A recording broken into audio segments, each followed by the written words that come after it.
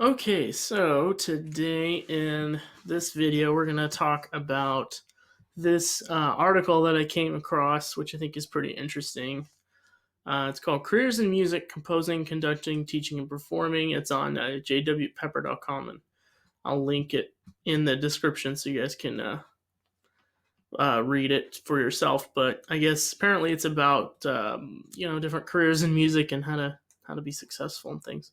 So let's just read a little bit of it. Says the Pepper team has had the opportunity to interview many amazing musicians about their careers. We've rolled up some of our favorite clips about different career paths in music. These videos would be great to share for student reflection, writing assignments around career paths available in the music industry. And these are some of the questions, I guess, that they were talking about to him. So this is pretty cool, I think, because, I think in the public schools, at least when I was in school, they didn't do a very good job of teaching you about different kinds of careers that you could have in any field, not just music, but it was, at least at Stockdale where I went to high school, it was all doctoring or engineering. That was pretty much what people did, and that's what everybody cared about because those were just things that all those kids wanted to do, I guess. But they never gave people insight into what kind of fields are there and what kinds of things can you study and what kinds of things you can do to make a good living. And they just don't do that. They just kind of assume you're doing what everybody else is doing, which what even is that really? I don't know. It was dumb. But at least for this, you can figure out some music careers and things, and if you want to go into that, what you can do with it. So first part is composing for choir. So you guys aren't choir kids, so we're not going to worry about that. So composing for instruments is these ones are pretty cool. Let's look at this one by Brian Balmages, because we played Always United Forever Strong in second period, and is Brian Balmages' piece. So let's listen to what he has to say. People ask, do you have recommendations? Do you have suggestions for band people that want to become string composers? And I have some suggestions. So very rarely do I think it works to transcribe a band piece for strings. I just don't think it works. And there are people that do it, and there's plenty of them out there that do it. But here's where I look at it. Even in a beginning band, you might have 5 or 6 voices to work with. You might have 2 trumpet parts, 2 clarinet parts, a saxophone, a trombone, and you've got this pretty wide range, and you've got percussion. You have all these things. And then when you try to make it work for an orchestra, if you're looking for a beginning orchestra, you're probably looking at 3-part harmony, most likely. Violin, 1, maybe a violin 2/viola, or if you're going crazy, you have a violin 3/viola, but you're still only looking at 4-part harmony because usually the cello and the bass are going to double. It doesn't translate well. And so you wind up, in my mind, with pieces that are written for orchestra that sound like they're just reduced. They sound like they're watered down. And so my first piece of advice is to write organically for the orchestra. Write music for strings, because I think a lot of people...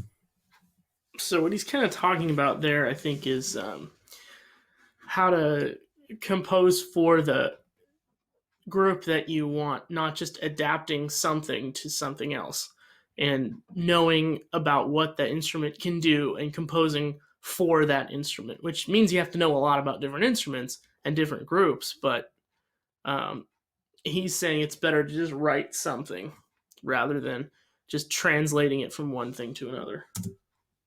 People's approach is, oh, I write band music, I'm going to see if I can make this work for strings. But there are so many things that orchestras can do that bands can't do.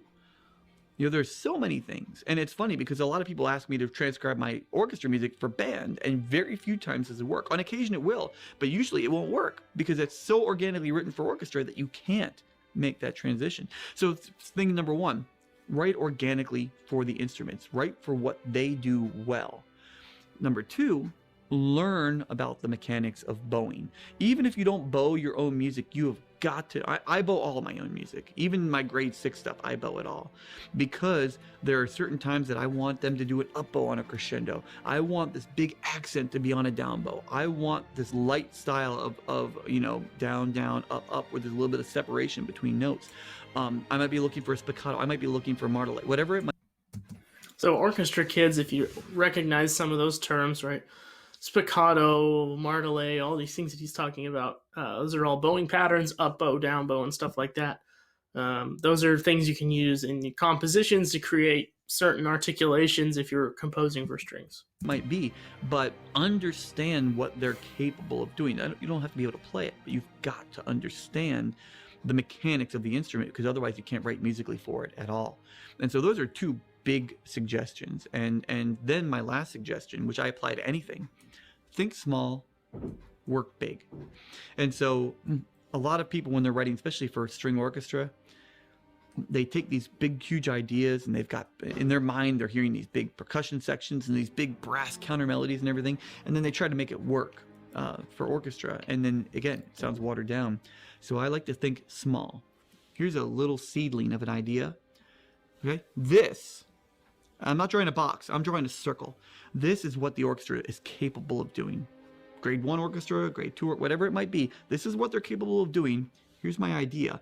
I'm now going to explore everything within that circle and branch out so that all the ideas sound outward and bigger.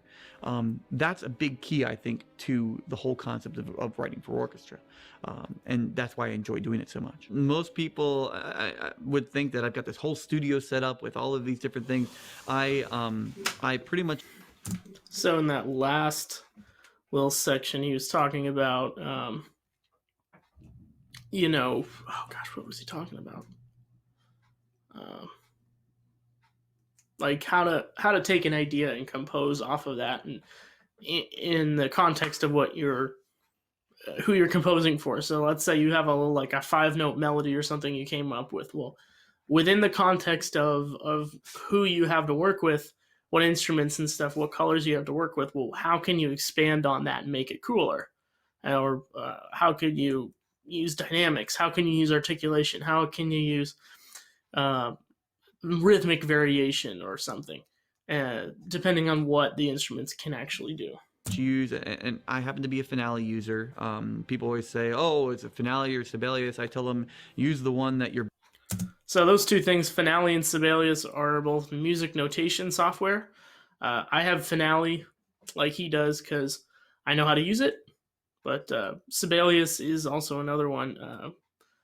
You can use, I think, MuseScore, which is free, I think. So you can use that one too for basic stuff. But yeah, those are those two things in case you guys are wondering. Better at. They said, well, which one do you like better? I said, I like Finale because I know how to use it. Half of the pieces that I work on, I still write by hand. For me, there is a very intimate, organic feeling that comes from taking a pencil and piece of paper and just writing. Very often, I think we're limited in front of a computer by what the computer sounds like, or what we think we can hear, or, oh, I don't know how to notate on the computer, so I'm not going to write that, or I don't know, I'm not going to write this aleatoric section, or whatever it may be. With a pencil, I can darn near anything I want to do, I can do it. I can cross things out, I can draw arrows, I can circle things, I can write symbols. Then I'll go to the computer and figure out how in the world to make it notated. But for me, still, the most enjoyable time that I ever have is with a piece of paper and a pencil. And sometimes it's at the piano, sometimes it's away from the piano. It doesn't matter. There are some pieces that just work better without a piano, with just pencil and paper and just writing. It's quiet. Other pieces completely evolve at the piano, and other pieces have actually completely evolved at the computer. A long time ago, I realized that while the approach, some people would like it to be the same for every piece in theory is different. And so sometimes the approach is different too. So that last little bit, he's talking about just how he composes, and sometimes he uses the piano, sometimes he doesn't. So that's pretty cool. So that's a little bit of info on this Brian Balmage's guy and how he composes. And so I think, in second period, you guys who were in second period when we were playing the Always United Forever Strong, I could kind of hear that, like, there were little ideas, and then he would expand on them throughout the piece. It was very, like, it had lots of motifs in it, and he used different things. So you can kind of get a little insight into his compositional style, and then it makes more sense when you play some of his music, and then you're like, oh, I see what he was doing there. And you get a little bit of his intent, which can help. Let's go on one more for this one. Let's look at John Mackey, the composing process. So John Mackey is another like more popular school band composer. At Northridge, we played a couple of his tunes, um, and they're pretty interesting. They're pretty rhythmic, but they're really unique and interesting. So let's take a look at that. Every piece at this point starts with a commission. I don't really write anything just for fun at this point, and haven't for a long time. And that's primarily because I just am busy enough with the commissions, and they're very like emotionally taxing. So he's talking about commission. So basically, what a commission is in music in the music industry is that a certain group will kind of pay for a composer to write a piece for them. So it will be like, let's say, the Bakersfield Symphony Orchestra commissioned a composer to write a piece for them, and then they write the piece, and it takes a couple years to do that, and then that piece usually premieres that piece, and it'll say, commissioned by the Bakersfield Symphony Orchestra. I don't think they would do that because they don't have any money, but like the LA Phil obviously has commissioned things, and or sometimes it's a music educators association, or sometimes it's a school district, or sometimes it's whatever it is, but a group will get money together and pay somebody to compose for some group that they have, and then that group usually premieres that piece, and then that's kind of how new pieces, especially for band, are written, usually in this industry, in this day and age. And just intellectually taxing, and by the time I'm done with them, I'm just fried. And so then I will take several weeks or longer off in between pieces. I'm not one of those composers who writes every day no matter what. I work on the piece every day while I'm writing it, but when it's done, I don't write. I need a break to do other things, just kind of decompress and reset and get new ideas and think about what the next piece will be. Once I know what the commission is, or that commission, I get the commission, but I don't write it then. I'm generally booked out about 2 years in advance. And so once I get the commission, eventually that piece rolls around, like 18 months later is when I really start writing it. The process depends on how difficult the piece is going to be. If it has something to do with a request from the commissioning ensemble or director or whatever to make it about whether it's a closer or an opener, or they want a ballad, or they want, they tell me what the length is. And then those things all go into play with determining what the piece will be. I figure out what the structure will be before I write the piece. This is being highly annoying. I want the structure ahead of time. Otherwise, I just sit there and I'm just kind of making stuff up and noodling and hoping I get the right duration of music. But the structure is critical, especially the longer the piece is. If I'm writing a 3-minute piece, I can generally just kind of sit down and over the course of a few weeks write a 3-minute piece. But if you're writing a 7 or 10 or 30-minute piece, I need to know before I put a single note down what the whole shape is going to be. Something I learned.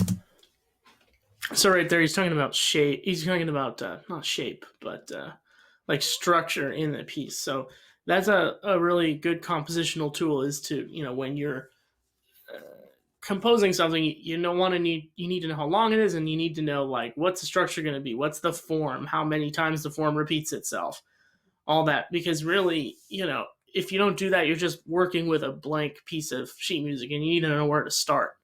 And a lot of times form and structure are a really good way to start something like that. From John Corigliano in grad school, he says if you're a composer, you should think like an architect. You should think about if you're an architect and you're going to make a building, you don't start by picking out a really cool lamp. That's the last thing you do. What you do is you're like, what's the purpose of this building? How big does it need to be to meet that purpose? What's it made of to support that size of structure? Are there steel beams involved? Things like that. And then you do the building, and then the last thing you do is you're picking out the furniture. He's like, the notes are the furniture. So figure out what the whole piece is for before you ever do any of the notes. And so I try to do that and get a really clear idea, at least of maybe what the title is, at least what I'm trying to do in the piece. And then I just think about that, often for a couple of weeks before any notes even come. The notes themselves, I don't have any idea where they come from. If the idea is good enough with a structure or a title or something like that, the notes will just kind of end up in my head, and I don't know how that happens. But I definitely do have to take that time between the pieces, or the notes I get in my head are too closely related to the piece that I just finished. I think every piece that you write back to back, you know, they're going to sound related. And I think it's okay if they sound like cousins, but if they sound like, you know, brother and sister or something, or, you know, then it's too close. So I need that separation of time so that I get these ideas out of my head before I start to think about what a new tune might be or something. And generally, I do try to make the ideas for the pieces overall different enough that I'm not going to think of. So there's some things from him about how he composes. You guys can look at those on your own if you want. Let's figure out one more. Broadway. Let's do two more. Let's do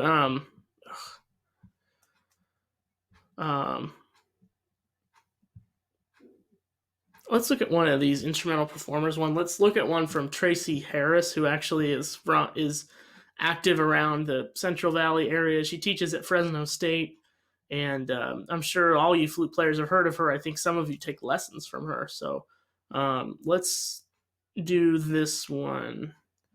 Enjoy the journey. Let's hear what she has to say about that.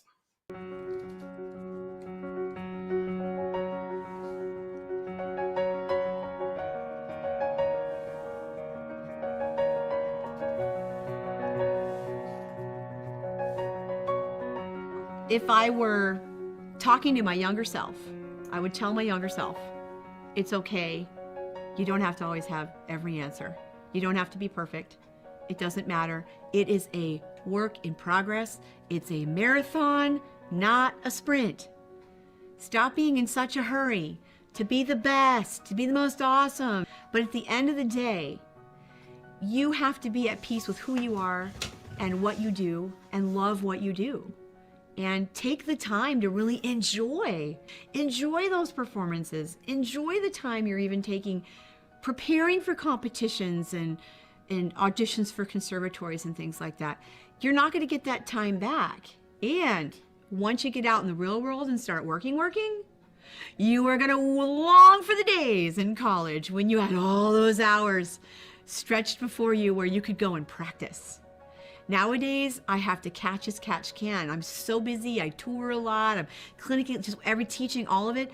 It's hard to find time to get my own practice in. Just enjoy the act of making music and becoming a musician. And, very important, it's a trick I use with my students, record something. About every 6 months, record yourself. Don't listen to it, put it away, because you're just going to criticize yourself. Put it away. And then 6 months later, pull that same piece out and record yourself. That's kind of interesting. I've never heard that. I've heard that you're supposed to record yourself, but I've never heard of it doing that, where you record yourself, 6 months, then doing the same thing 6 months later and seeing how you improve. That's kind of interesting. I might, take up some of that. That's pretty interesting. But she's also talking about, don't just be in a hurry to, and then this is just life advice too, not just music advice. Don't rush into, doing something and being a career person and getting all your ducks in a row, so to speak, too early, because you're gonna miss the journey you take to get there is sometimes more enjoyable than the result that you're working towards. So, that's just good life advice, I think. And listen to yourself and listen to the difference. And you'll be dumbstruck, because progressing as a musician, it's such an incremental process. I'll have students that sounded just terrible the year before. I first met them, they just started, and they'll walk in. It always amazes me, 12, 14 months later, oh, terrible. My tone is this and my technique is that. I said, now wait a minute. Trust me, it's so much better than it was. No, it's not. No, it's not. So some students, I would have to take a recording, put it in a sealed envelope, date it, tape it shut. Because sometimes I would play them the recordings back And they'll say, that's not me. Say, oh, there's your signature right there. That's your envelope, that's your CD, that was you. So enjoy the journey. Just enjoy the journey and appreciate your development. And it doesn't have to be overnight. And don't be afraid to contact the big guns in our industry. They are ready, willing, and able to help. If you have a question, I was so surprised after I finally got up the gumption to email Paula Robeson or Lady Galway or whoever it was. I have a question for this, I have a question for that. I love the opportunity to get to help people, and if you have a quick question for me, that's fine. I always tell people, if you've taken a clinic with me, you've become one of my flute babies. So I'm always in a car or a train or a plane. If you need to ask me a question, it's something for me to do on my phone, but reach out. And if you can only take even just one lesson a year from the biggest and baddest that you can, take it. That's some pretty cool advice from Tracy Harris. I'm sure some of you guys are familiar with her. Let's go do one more. Let's do one from Dave Liebman. He's a jazz saxophone player. Let's see what he has to say about jazz stuff.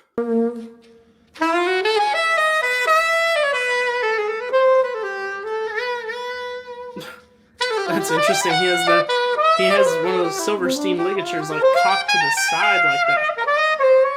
I've never seen that before. That's weird. Well, I don't know if I had choice, but there were going to be music lessons in my life. My parents weren't musicians, they were teachers and administrators in New York. We come from Brooklyn. And I think around 9 years old, my mother said, what do you want to do? I said, well, I like the saxophone. I happen to enjoy it. Early rock and roll, as you know, was full of saxophone solos, especially tenor. And I didn't know what it was, but I was a fan of early rock and roll, 50s rock. And I loved the sound of the saxophone. So I'd like to play that instrument. She said, well, you have to take 2 years of piano first. Very wise advice. She obviously knew something. That is definitely true. That is a big help to taking piano lessons first. I took piano lessons for, let me think, 7 years before I started saxophone. So that definitely is a good thing, because it trains your ear and it gets you familiar with the keyboard, which is kind of nice. Something with my father and my mother, especially with my mother. And I did my prerequisite, requisite 2 years and played Fairlease and spinning song and all this, the standard stuff. And then one day I said to the teacher, I said, I'd like to play something from Elvis. I'll bring the sheet music in. So I went out and got, as we know, we're in the sheet music world here. It used to be. Love Me Tender, great picture of Elvis, and the chord changes and the guitar grid and the whole thing. Of course, she had no idea what everything was except to read the treble and bass. So I played it like, pa. And then eventually, of course, I said, all right, I think I did my job. So I went to a neighborhood school where I would spend Saturday mornings with the saxophone, first clarinet for a year and then tenor. Of course, ensemble, they taught us how to play in a group. I was 12, 13 years old. I already played in the Catskills when I was 13 already. From this school, this woman who ran the school, the family ran the school, she would book gigs. Let's skip to the middle. Might be able to find some cool stuff here in the middle. And then you guys can watch these on your own time too. But just because it's getting a little long. Musician, being around an older musician, and I helped him out. I would drive the guys around, drove Keith Jarrett to a gig, stuff like that. I was 18 years old. Okay, well, this is just being slow. Well, okay, so there's that. I apologize for it being really, really slow, but that's just how it goes.